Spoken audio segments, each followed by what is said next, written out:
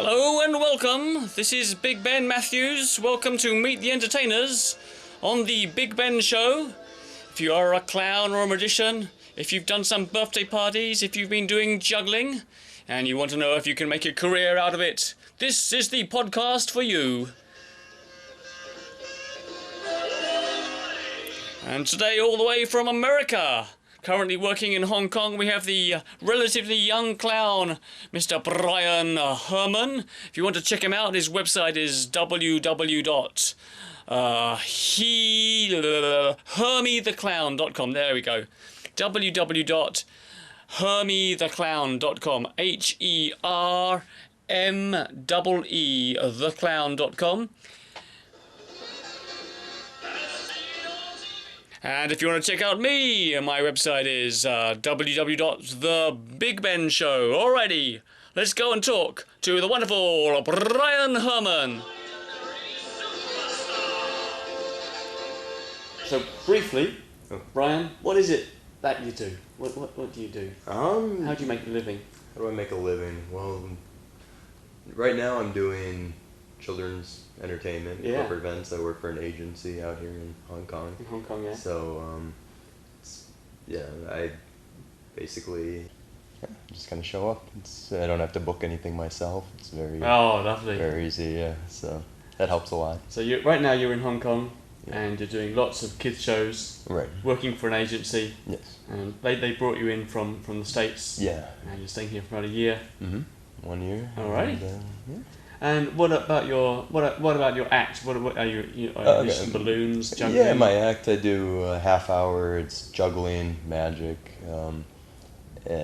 jokes and stuff, and then I do a rollabola, grand finale juggling, and then the other half hours, games, balloon animals. Yeah. So, But you also have I was looking at you on YouTube. You also have an adult act. Right. Doing in the States. In the States, I tour with sideshow groups, and we do a lot more like bars and burlesque, scenes, and so it's an adult. What does sideshow mean? What does that mean? Sideshow, I guess so. I've worked with a couple different groups, and the group that even among the sideshow group community, it's torn because a lot of people think that a sideshow has to be in a tent outside of a circus, traveling, very old school. And I worked with actually one of the longest running traveling sideshows in America. Wow. This last year, and it's fire eaters, sword swallowers. We had not very much, but they also have the natural born freaks sometimes where we had a half man who nothing below his abdomen, and he did stunts and stuff. So Wow. And I just did what do they call just a working act. So I did the rollabola juggling. Yeah. So, And that's still a thing in America. Not very much. So it's that's something. When you say down. things like that, I think about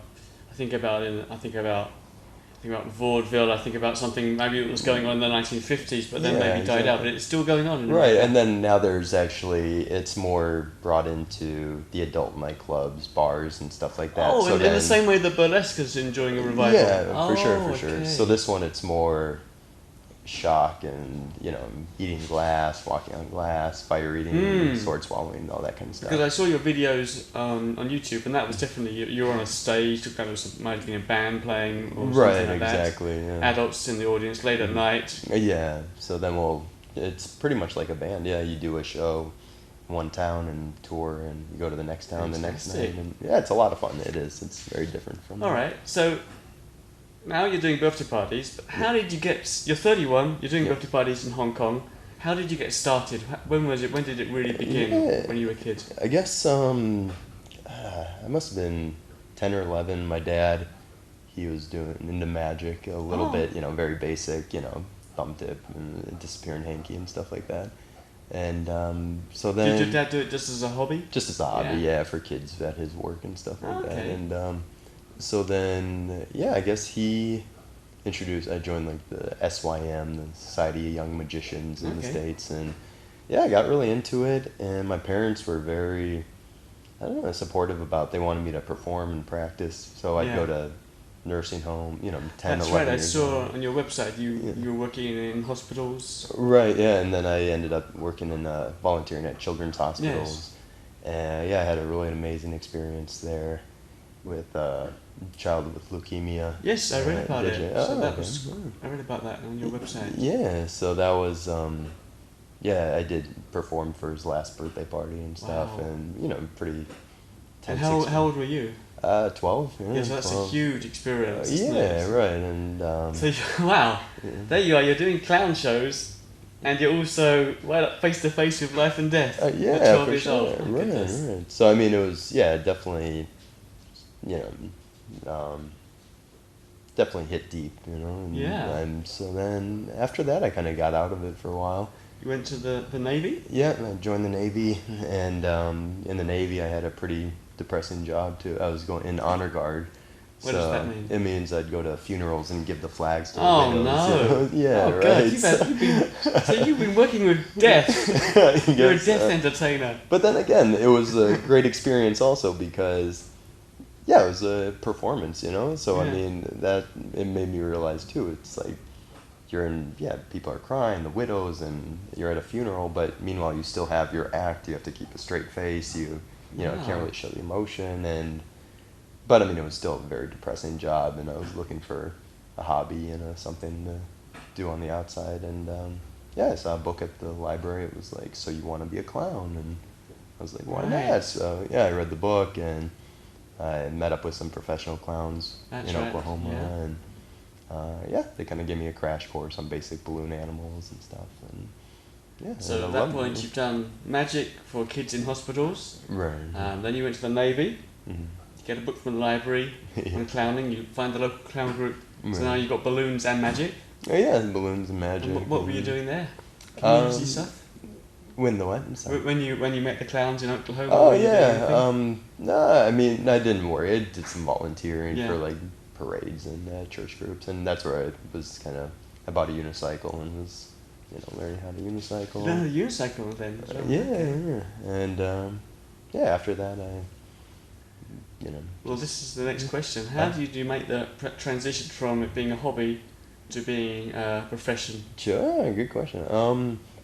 So when I was going to university, I was still in basic balloons, but I learned there's a group called, they got balloon jams in Phoenix, and like there's, some pretty world-renowned balloon artists out there, Yeah. and they get together and you teach each other and practice and stuff, balloons. Yeah. So yeah, I learned a lot there, and then where was it?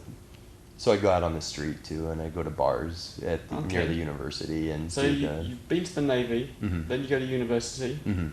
and while you're at university, you're doing some work on the street. Yeah, working on the street doing balloons, and then Yeah. at the bars, doing the adult balloons and stuff. Yes. And so yeah, and then actually I met a guy, a balloon twister. He was this old hippie. His name was Big Bald Ed. At one of these balloon clubs, and he was telling me the story about he's like, yeah, I live in my van and I travel around the country, and it's like if I didn't have any money, I'd stop into the local bar, make some balloon animals. He's like, by the end of the night, I have free drinks paid for, enough gas to get to the next town. It's and, amazing, isn't it? Yeah, and I was like, sold, all right. Like that sounds perfect, because I definitely wanted to travel and everything. So It is amazing. You can just make a living just like that. yeah, for sure. I mean, you just got to get out there and kind of go out on the street and So do did it. you do that? You left university and then Yeah, after I left university, I had this plan. I wanted to do that, kind of Jack Kerouac on the road, but still,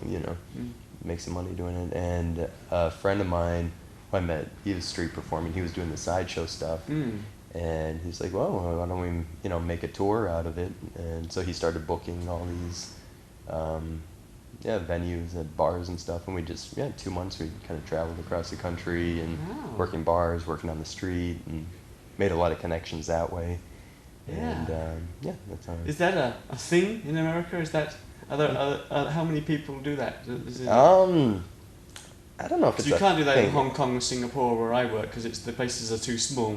Right. You can't travel Sure. across the country and go to another bar. Yeah, sure. So sure. the other bar is just about half an hour away. Right, yeah. I mean, it was hard, because we most of the time we didn't have a place to stay. Mm. We didn't have anything booked, so we get to a town, and if we didn't, and most of the time we didn't know anybody in the town too, so we just kind of hustle around the busy downtown area and do you have anything going on tonight? Can we perform? You know, and just try to make some money that way. I guess if the country's big enough. Yeah, a big country. Yeah, you can definitely do it. Oh. And do other people do that?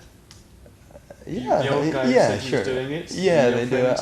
It's definitely not as big. I mean, most people, have regular jobs and they do it on the side for a hobby or something like that. So yeah, we didn't have anything to do. We just let's try and do that. Wow. And then so then you're doing that. Mm-hmm. Now at some point you must have met my friend Shay. Right. Yeah, and it was through the networking of the sideshow community and stuff like that. I met a sword swallower. Yeah. And he's like, oh, you have to meet my friend Shay, who's a clown, and he travels a lot. And and so I met Shay, and then through Shay, it was like I met Andy. Andy. Yeah, exactly. And just for the anyone who's listening, I'm sure someone will listen to this eventually. So Andy is a big entertainer in Hong Kong, and he brought you over for a year, and that's why you're here in Hong Kong right now. Yeah, exactly. And is this the first time you've been doing kids shows? I mean, I tried a little bit in the States, and it was. I watched my video now from when I first did it, and it was pretty shit. But that's you learn so much. You learn so much and how to improve. And it's strange because I'm kind of similar. Not similar, but the first shows I did were shows for adults. They were corporate shows. They weren't anywhere as risque or as sexy as your shows. Sure. But they were corporate shows for adults. And in Hong Kong, like you, I mainly do birthday parties. Yeah. And in Hong Kong, it's like, oh, you do juggling and unicycling and magic. Okay, you must be a children's entertainer. Right, sure. Make a show out of it. And that's great. I mean, it's a great industry, and I love it. Mm-hmm. So how do you? But it's very different from doing an adult show to doing a kids show. How do you deal with birthday parties?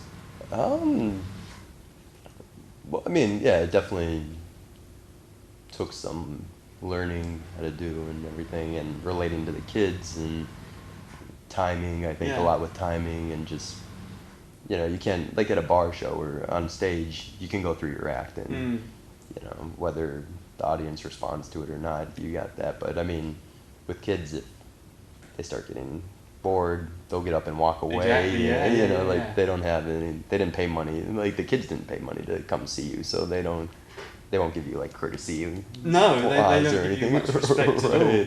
So if they're not having fun, like you can see it immediately, and you can adjust to what they want to see, and timing and what they like. So I guess it's.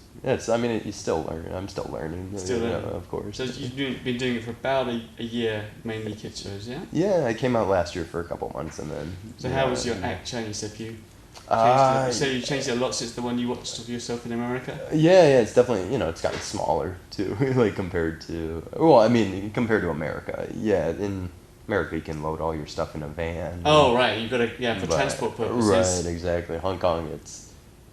In Hong Kong, it's really handy if you can make yourself small enough to actually be able to travel on buses and trains. Exactly. Yeah, sure. Yeah. I mean, you don't just got a car; you can hop in and. So you've managed to get everything down into a much more compact. And same for me. Right. When I was in Singapore, I took a taxi everywhere. That was still a fairly big box and a fairly big unicycle. Sure. As I came to Hong Kong, I thought I could take the train. So and the bus. So if I can get my stuff into a small suitcase, that's going to be great. Yeah. I mean, the rollerball I have is still big and heavy, so like I still got that, but you should get a smaller one. I know, right? Chop it in half. Yeah, right. Exactly. But it's amazing because you can really do half hour. You can do an hour show with just what's in the suitcase. You can stretch it out long enough and keep that going. Was your adult stuff quite short? Was it like a 5-minute act for that? Yeah, my adult was. It was just balloons, so really, and I did some rollerball, but it was really just dirty balloons and stuff. All right. Just fits in a backpack. And, Yeah. Have you done any of the Hong Kong corporate events and shows?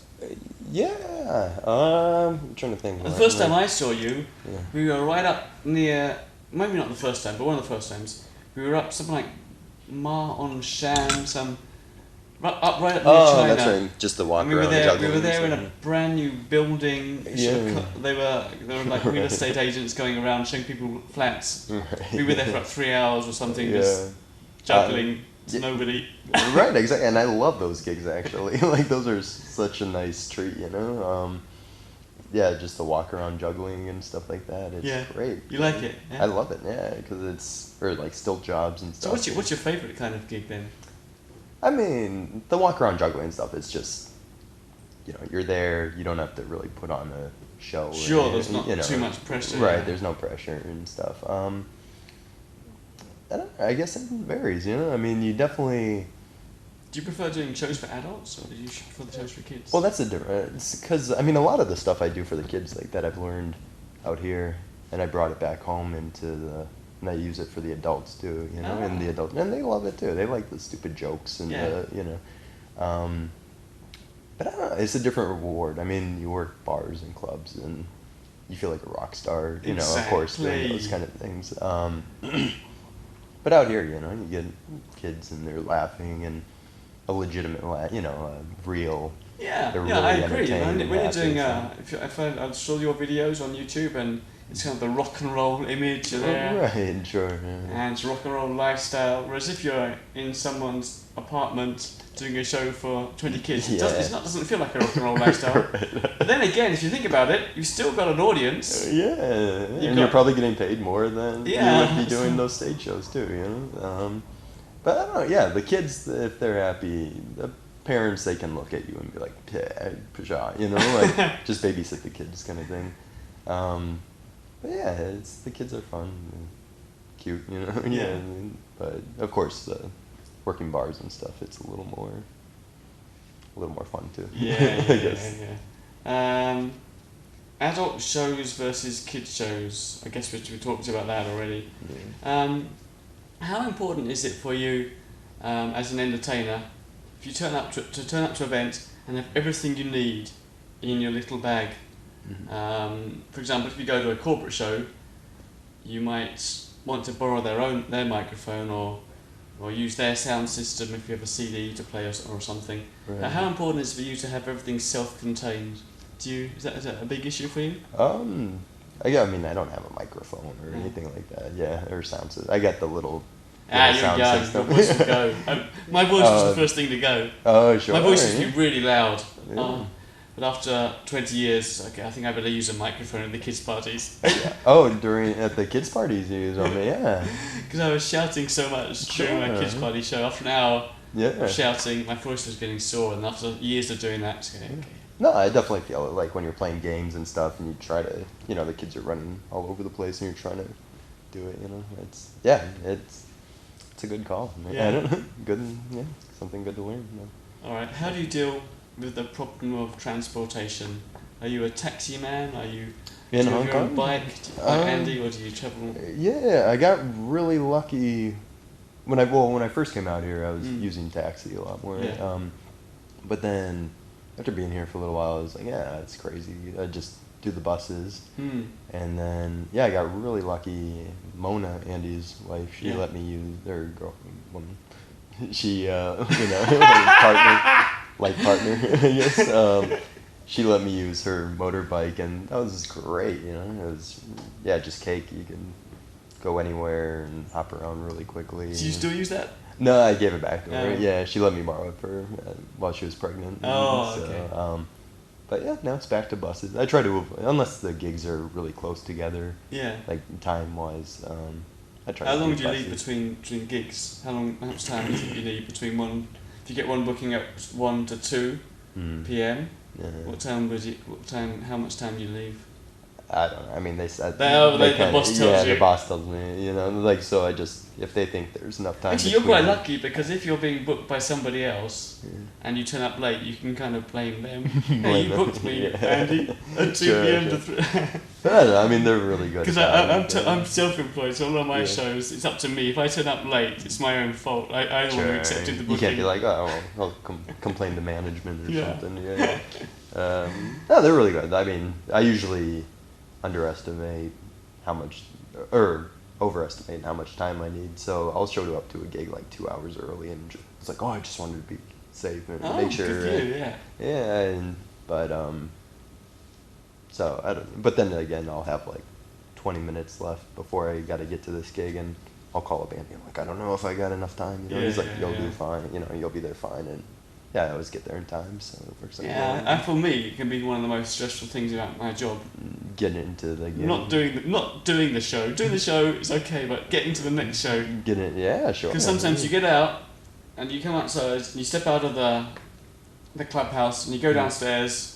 Yeah. And it's like, there's no taxis at all. Right. What are we gonna do? Of course, yeah. And what do? You just gotta wait. I mean, that's it. Yeah. All right. How? So your act. I guess your birthday show. Have you been influenced by Andy and for sure people like that? Definitely. Yeah. Yeah. Andy helped me a lot with it.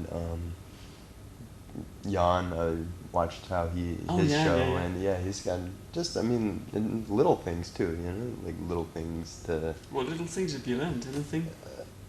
With with Jan, I really using the birthday child, like bringing him up for every act, you know. And before I was just like, they don't want to do that, you know. But he can. Yeah, it makes sense. It's like it's their day. They want to be up on the thing, you know, every time. And there's a sort of sometimes you're at cross purposes. You're thinking, I'm the entertainer, I'm the man to do the show. Look at me. Sure. But actually, at a birthday party, the birthday boy the birthday child is the main event, really. Of course, yeah. And the parents, they want to get as many pictures as they can of the birthday child upstairs. So just things like that, and Andy with the music, do you have music in your show now? Yeah, you have music. So before. What kind of music? What kind of sound system do you have? Do you take with you? I don't know. It's one of Andy's he makes. They're real compact and loud, and so a little speaker with a MP3 player or something. Yeah, iPod in there, and it's perfect. Yeah. I want to bring one back to the States actually, because for the street and stuff it works. Yeah, I think that music's very useful, especially in a birthday party, because when you play it, people think, it's a show, it's something I should watch.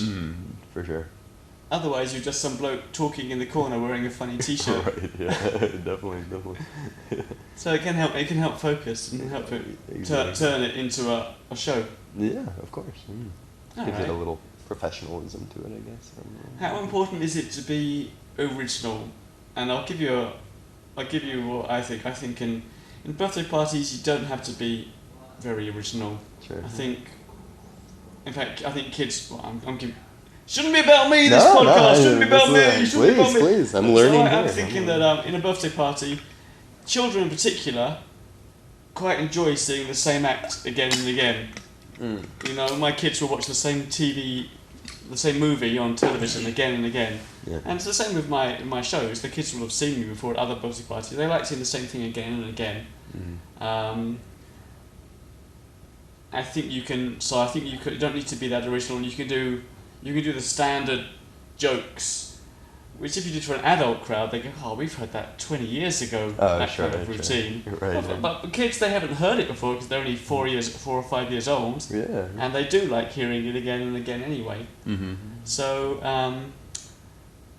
is originality important in your birthday show? I'm sure it is for adults who are hiring the performers. I would imagine they'd want, like you guys have, Andy, Jan, you guys have great original, or from what I've seen, I don't know, I'm learning from, I'm stealing from you guys, so, to me it's original, but, it's, I don't know, How about personally, then? How about then nice your show for the adults with the balloons and that?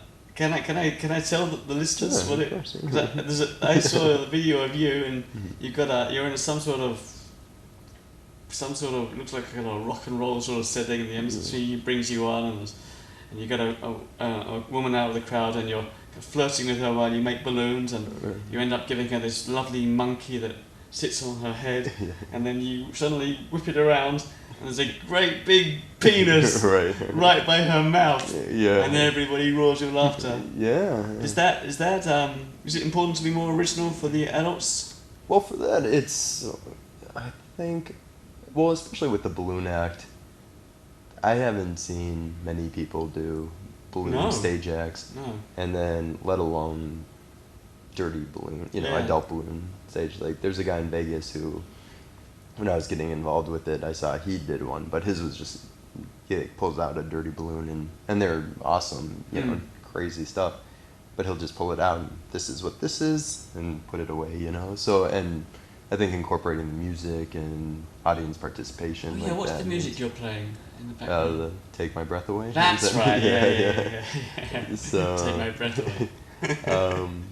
I think that helps. I think it's crazy with the adult stuff, adult balloons too. Is there's such a lot of balloon twisters on, like, you don't do anything adult, that's taboo because they associate it with children, but I'm like, no, I mean, especially after working bars and stuff, and adults love balloon animals, or balloons also, and it's in the back of their minds, like at a bar, especially after drinking a little bit, they're like, oh, can you make a balloon penis? And when you're like, I can, and they're just like, what, So it's quite an original act, I think. It's not like, I like to think so. I haven't seen too. So I've been doing this for 20 so years. I've never seen a monkey balloon with a giant penis before. I saw one woman on YouTube swallowing a pink balloon as if it was a giant penis. Sure.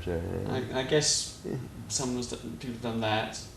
And I've had to go at making a balloon animal out of condoms. Oh, no, that can be done, but you have to fake it. You can't make it out of one condom. Sure, right. One condom won't do it. But if you get 3 condoms, you can make a balloon dog out of it.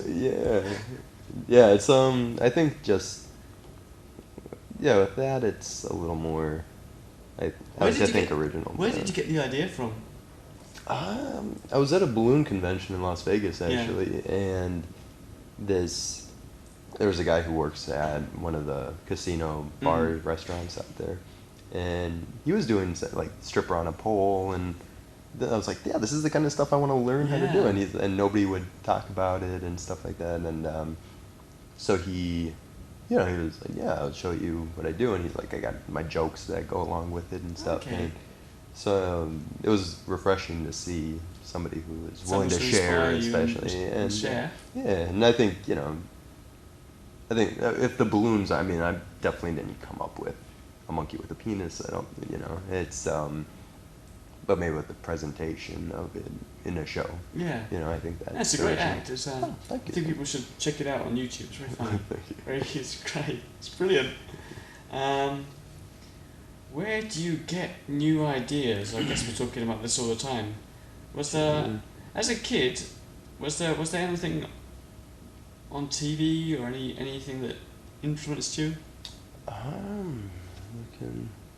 Your dad maybe was an influence? My dad was definitely an influence, and then when I joined the Magic Club, they I went to Magic Camp also. I mean, so, and they had, it was pretty, they take you into like stage direction. Was it your biggest hobby as a kid?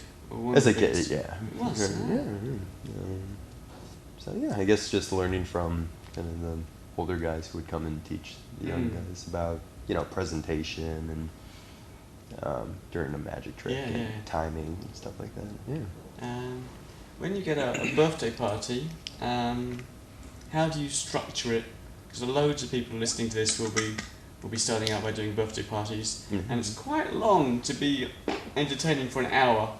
Sure. A solo act for an hour. So how do you manage to fill a whole hour How do you structure that? So yeah, I start off introductions, jokes, to get the kids. Maybe I guess if I have more time to stand them up, march them around. Oh, really? It's I mean, it keeps them interested, and it takes a few minutes off the time too. If you're really hurting for time, So that would be at the start. At the start, yeah. Do you do that every time?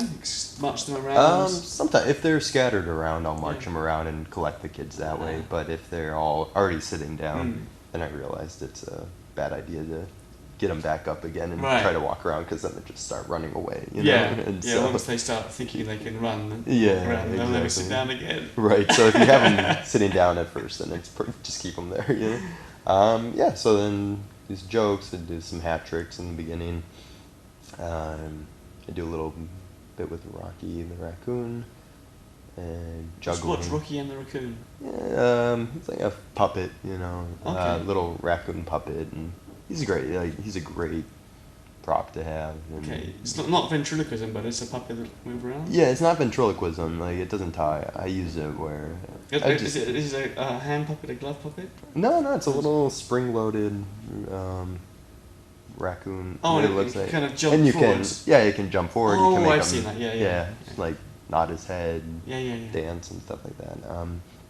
So yeah, I'll do that, and I got a little joke with him. And then, I don't know, juggling magic. And it's usually a half hour. I'll finish my grand finale half hour a little later. So about half an hour. Yeah. You'll get the birthday kid up to some magic and things. Yeah, bring the birthday kid up for, and then let him choose one of his friends. Because there's 3 audience participation ones. And so you want to get as many kids up as possible, too. Do you give out prizes? I don't. I should, though. I should. I think prizes would be great. But I did it last year when I was here, and I don't know. I mean, it got kind of expensive, like candy and stuff. Doing it for every show, buying a bag of. I mean, it's not that expensive actually. I like the idea of having something where you can. It's constantly reloaded. Yeah, so you don't need to give out prizes. Yeah. It probably would help though. It definitely. Yeah, I used to get when I first started. I used to get the gold chocolate coins, the large ones, and then I'd laboriously cut red ribbons and turn them into gold medals. But I got fed up after about 10 years. It just took so long making them each weekend before the shows. You need to make 3 or 4 for each party. If you've got 3 parties in one day, that's 12. Right. And then 3 parties the next day, that makes up to 24. Yeah. And it took ages. I was getting so tired. So then I started giving out, have candies in my pocket, just give out some candies. But I mean, obviously the work paid off, because that's why, you're one of the best performers in Hong Kong. Yeah, right. So far, so good. For How long do you think your career will last? My career? My children's party career? Or what do you mean? And how do you see the future panning out for you? Ooh, yeah, right? That's a tough one. Does anybody, I don't know if any of us really think that much about the future. The future, I know. My retirement plan or anything. I don't know. Yeah, it's kind of tricky. That's the thing this is the longest I've actually lived anywhere in probably 5 years. So the idea of having steady work and, being in one place for this long, I don't know. It's kind of scary. I'm always get that question. Yeah, where are the entertainers in their 50s? I don't see many of them about. I see ones in their 20s. Sure. And they often stop after their 20s. I see some in their 30s like you. Yeah. There's a generation of us like me and Andy and Jan who are in our 40s. Yeah. Where are the older guys? Where do they go? Do we all just die off at 50? Oh, right. Yeah. I see quite a bit of balloon twisters out on the street doing it, but I don't know how they're making a living. Well, that's a good point. Actually, we're lucky because in the end, if our contracts do dry out because we're just getting too old and there's a new generation, we can always just go back onto the street. Back on the street, sure. Which is very honest way to make a living, because it depends literally on how good your act is. Right, definitely. How much money you make. Yeah, definitely. Okay, back to the birthday parties. Okay. Then. You're too young to think about the future. The future, yeah. Back to the birthday parties. So you done about half an hour of a show. Yeah. And then games. And then it's games. Yeah, then we play some games. Which games do you like? What games work? Well, yeah, being out here, Andy, I use the parachute. Oh, this is a big fabric parachute. Big fabric parachute, and you kids circle around. Kids can go under it, and on top. When somebody's gone on it, if they're not too heavy. Yeah, exactly. Throw something in the middle and try to bounce keep it up and down. You're right. So I mean, yeah, that's a good one. Do musical statues is amazing. What a great game. Yeah, and you've got your music system there. Yeah, exactly. With you. Yeah, and you can. Do you have timed? Have you pre-timed the pauses, or do you? I time them myself. Yeah. You press stop. I press stop. Do you have a remote control or? Yeah, a remote control. Like Andy, huh? Yeah, exactly. Look from Andy. Yeah, of course. Yeah. You don't have to do everything like Andy, you know. You're right. My ones are pre-recorded. Oh, okay. My musical statues. I've recorded it and edited it so it has certain stops. Okay. So my one just plays, and I know when the stops are. Yeah. Which for me, that means I can do something silly because I know when the stop is going to happen. I can get myself into a really precarious position where I have to freeze, almost falling on top of someone's head. Yeah, that's a good idea. The only thing is, I think it works out well too, because I mean, like I use the Gangnam Style song. Oh yeah, Upper Gangnam So, and I mean, Style. that's a pretty long song too. So if the kids start losing interest in it, then I'm like, okay, time to stop. And this is amazing. This is amazing because you're exactly right. Who but us would have that problem?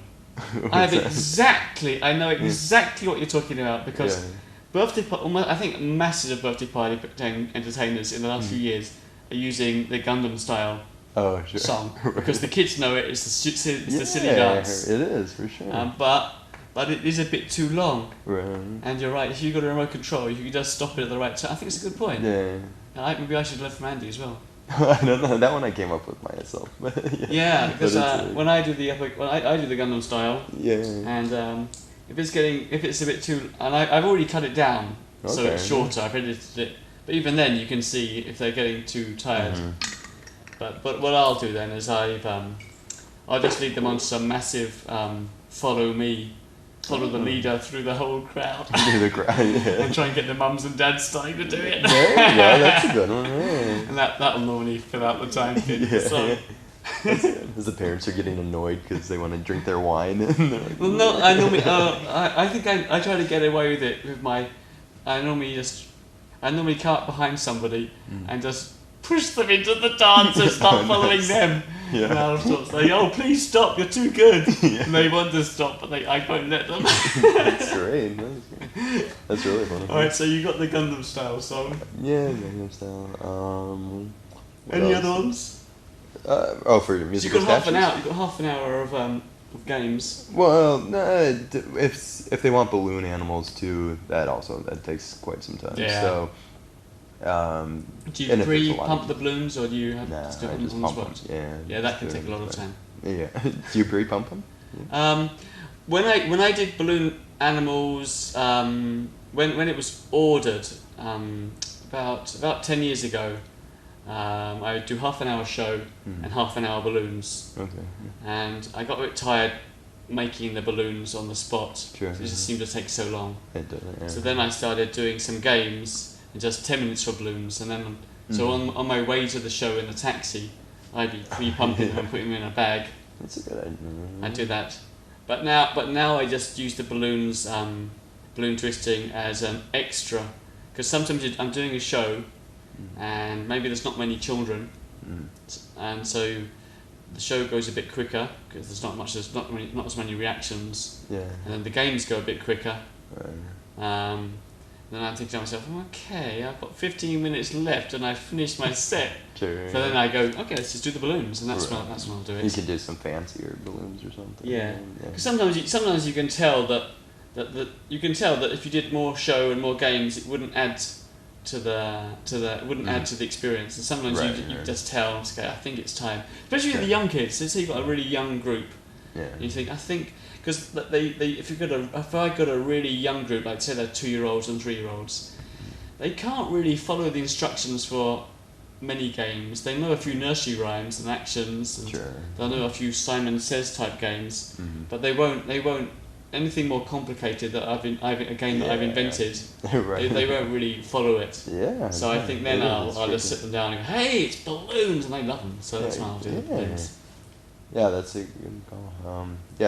Really little ones that's a tough one. You know, they're a tough crowd. Yeah, it can be. But yeah, the balloons, it's just kind of, yeah, you can gauge out the time, and if you still have time with the And balloon. you're a balloon expert. I mean, that's one of your first ever specialties. Yeah, the only thing is though with the birthday parties, because they want the show and the games and the balloons, it's like you only got so much time, so it turns into just basic dog swords, you know. That's you why know, I a used to special one pre-pump them if I had any. Right, So it'd be yeah. really quick. It's dog, Yeah, twist of it, course, dog, sword. Yeah, I used to say, the first balloons would be dogs and swords. If you want something else, come back at the end. Get back in line. So I'd get like the 20 dogs and swords out of the way. Yeah. Super fast. Yeah. All right.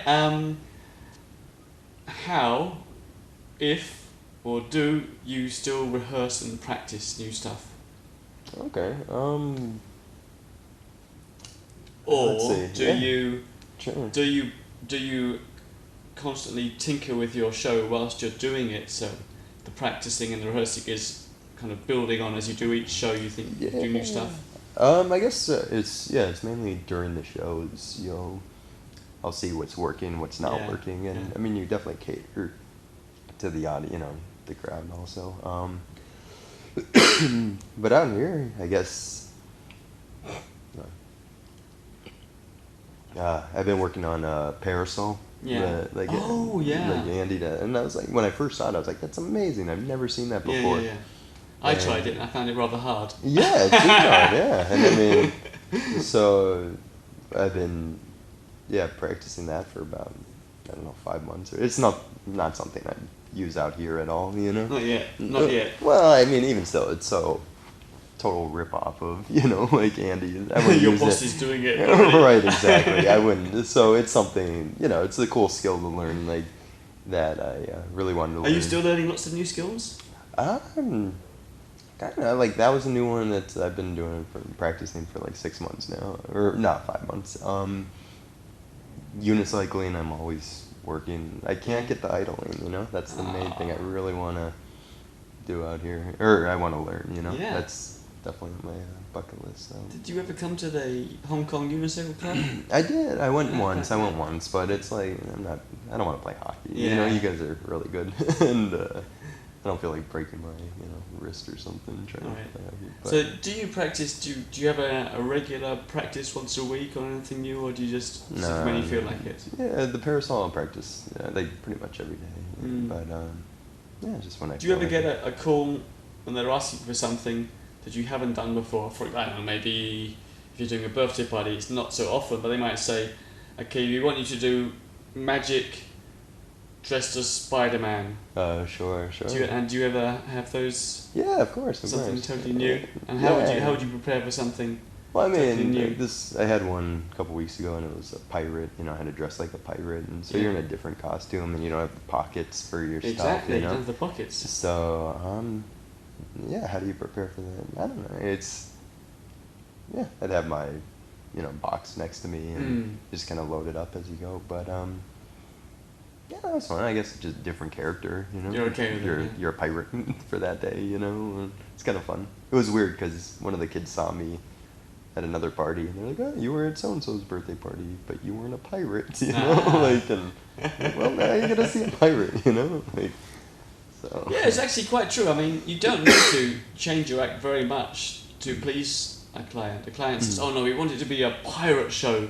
Right. You just pop on a pirate hat. Exactly. And do your normal act. Yeah. And just that's throw it. in an R once in a while. And if you really want to, you can just change some of your background music if you wanted to. Sure. And there you go, pirate show. Yeah, of course.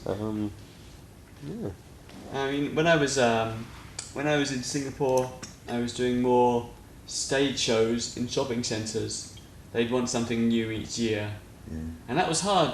How do you rehearse it? Because we're small business entities. We don't have a rehearsal studio. You're quite lucky here. You could rehearse in this place. Right.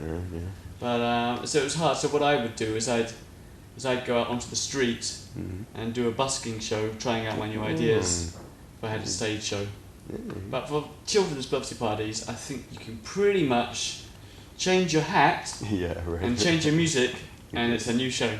Yeah, exactly. I don't know how much because they the parents say they want a magician dressed as a pirate, but what they really want, I think, is they want someone to look after their kids and entertain them for an hour. Exactly. Yeah. And if you do that, they want to drink wine and talk to their friends. Or, for sure. When you're doing your kids show, you say that you're changing it. You add new bits in throughout the year. Have you got to a stage where you can almost do it on autopilot? You arrive and it just bangs right. Yeah, I have my setup. I know the timing and stuff. But yeah, again, that's the thing. It depends on the kids too. If they're a little older, I won't do maybe the Rocky the Raccoon one, because that's obviously fake, And no, he's not real. Shh! Don't. It's a toy. Don't tell him. Don't tell him that. You'll be saying that Father Christmas isn't real next. Right. But I don't know. That one works good too with the older kids sometimes because basically the whole setup for it is I have him do, the very generic. He'll do tricks for us. He mustache, big eyebrows, and I'm like, this big trick. He's gonna jump in the really high into the air, do a front flip, and land safely in my arms. Brilliant. And so I 1, 2, 3, go, and then he jumps, and then I'm like, oh, he wants to give the birthday child, a kiss on the cheek. That's so nice.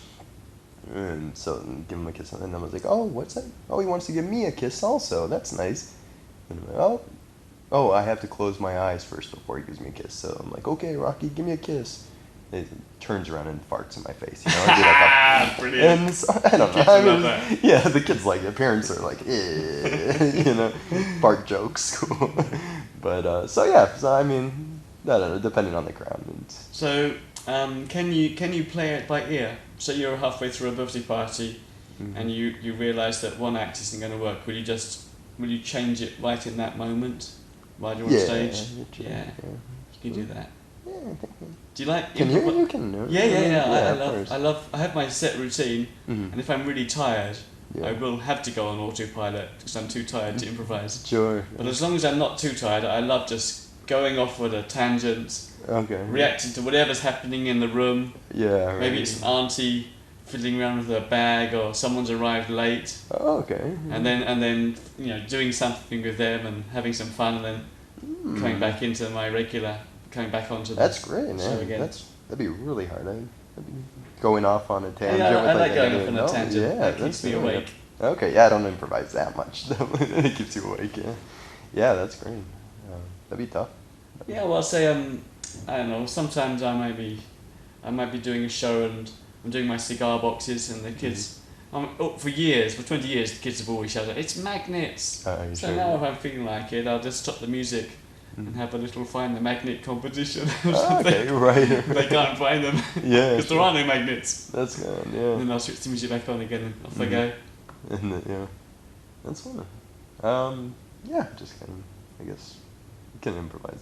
Not so much like. No, okay. I like trying to improvise it, but I find improvising quite tiring. Because there's a lot of energy involved. I find you really have to focus on what's happening. Sure.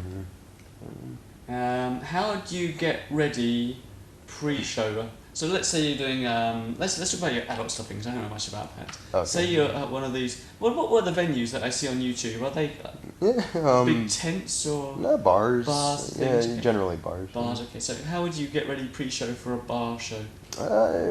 Well, usually, we'd show up. Maybe a few hours before. A few hours. Wow. Yeah, sometimes it would be cutting it really close, and because you're coming from another town. Oh, I see. Yes. But for that I'd just pre-make most of my balloons, and there really wasn't too much. No.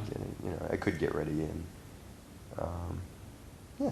15 minutes. I could make all my stuff real quick. And would you get nervous for those shows? In the beginning, I would, but No. You get your routine down, Yeah. and How about getting ready for a birthday party in Hong Kong? Sure, I got really nervous. What do you do pre-show? Do you? Pre-show, it's pretty. Yeah, just keep my costume on, and load up a few of my pockets with magic tricks. Yeah, Right, it's right. not too much. So you don't arrive in your costume. Like take a taxi in my costume? Yeah. No. Ah. Okay, because there's two ways of doing it. I think, if I'm right, I think Andy would stay outside the room, Mm-hmm. and then when it's his time, he'll come in. Is that right? I think that's what I've seen Andy do. I don't know if he does it all the Yeah, time. that's what I do also. Whereas me, because I still because I started off doing stage shows, I still carry a bit too much equipment. Mm-hmm. So I have to go in and set it up a bit. Oh, okay. So I normally go in and set it up, and while I'm doing that, I'm just pottering around. Kids, I'm saying hello to the kids. I try not to make a big thing of it. Sure. But if kids come over, I'll chat to them and find out their names and stuff like that. Yeah. And then when I see the birthday parent, I'll say, "Is it time to start?" I say, "Yeah." And I'll put on my music, and I'll sit them down. But that can be a bit tiring. Yeah. I'd rather that my show was so self-contained that I could just burst into the room and bang, my show begins. Oh, But my okay, show's still a bit too big. And it seems to get bigger every year in certain ways. Sure. So I'm adding new stuff. Right. So I've added in a bubble routine Oh, at yeah. the start of my show. But you got to set that up. You got to get the bottles of bubble juice. Yeah, right. So, That'd be messy too. so I can't just pull it out of a bag. It's got to be Right. set up on a table That's good. on a tray. So I might work on that. I think I like the idea of just coming in.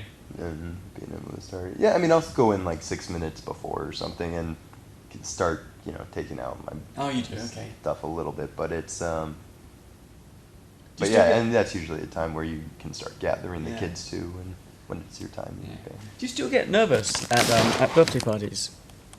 No, not anymore. Nah. Nah, cool. Is your onstage persona and your offstage persona the same? What is your onstage persona?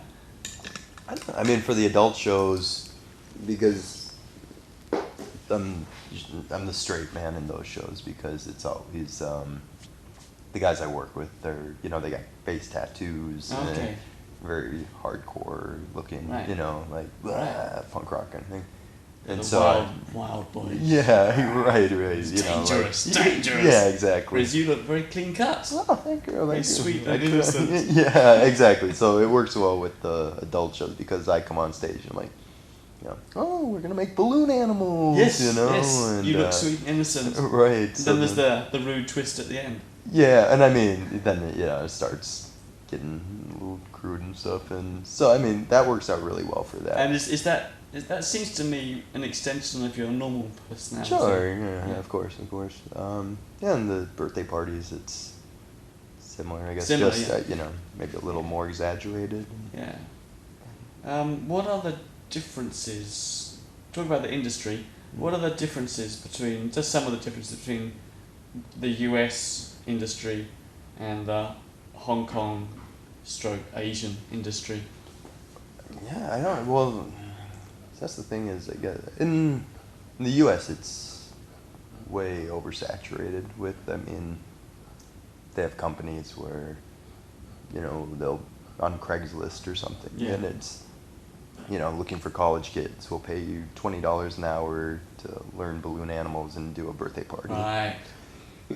So they're, I mean, so they'll send these kids to So make swords and it'd dogs. be really hard to make a. Yeah, make any good kind of- living. right, for sure. And I don't know. I mean, because I didn't really do too much of it when I was back home.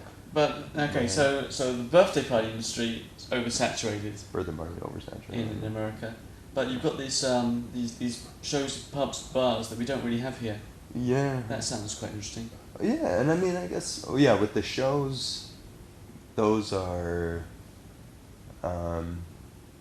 Yeah, I think it's pretty easy. I don't really do the bookings for those either. Like that's what the other guy in the group does.